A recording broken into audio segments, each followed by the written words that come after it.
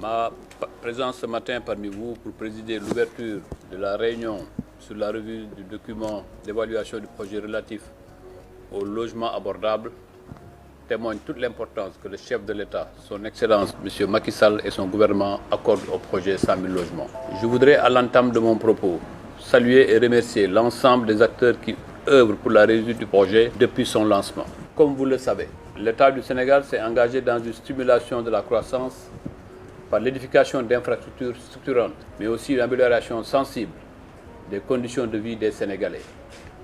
Cette volonté présidentielle, théorisée dans le plan Sénégal émergent, vise entre autres à générer des emplois et à favoriser le développement solidaire et inclusif à travers l'accès à l'habitat par toutes les catégories sociales. Le projet 100 000 logements nécessite un financement global de près de 2 500 milliards de francs CFA, dont environ 600 devant être directement supportés par le gouvernement, conformément à la loi d'orientation sur la promotion de l'habitat social. Ces coûts concernant essentiellement les travaux d'aménagement des sites destinés au projet. La SAFRU a été créée pour réaliser les aménagements des sites destinés aux promoteurs engagés dans la réalisation de logements sociaux. Positionné comme étant un des leviers sur lequel doit s'appuyer cette politique nationale d'éradication des bidonvilles et de production massive de logements à l'horizon 2035 que nous portons, la SAFRU se doit donc d'être un business model viable, capable d'assurer sa propre rentabilité financière par le truchement du foncier libéré et mis à sa disposition. Une occasion donc pour mon département et au nom de l'État du Sénégal de saluer l'intérêt manifeste de la Banque mondiale qui adhère au projet 100 000 logements, séduite par le concept du sous-projet dénommé Projet Logement Abordable.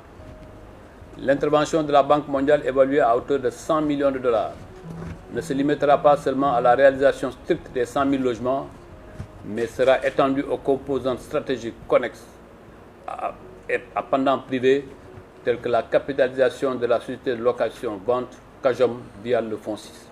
Toutes les parties prenantes institutionnelles, services du ministère des Finances, de la Direction générale de la construction et de l'habitat, de la DGUA, de la SAFRU, du Fonds pour l'habitat social, du Fonds 6, du Fonds GIP, etc., à prendre connaissance du contenu de ce document et à se l'approprier pour une harmonisation des niveaux d'information et une progression plus efficiente et plus conséquente.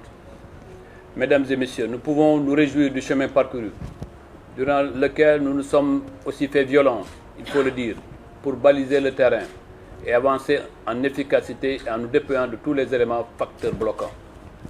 Nous pouvons être fiers du travail accompli jusqu'ici et espérons, au sortir de cette réunion, de revue de documents d'évaluation du projet, être plus ragaillardi pour être plus à l'aise avec les procédures, accélérer les cadences d'exécution et assurer in fine les premières livraisons de logements dans des délais.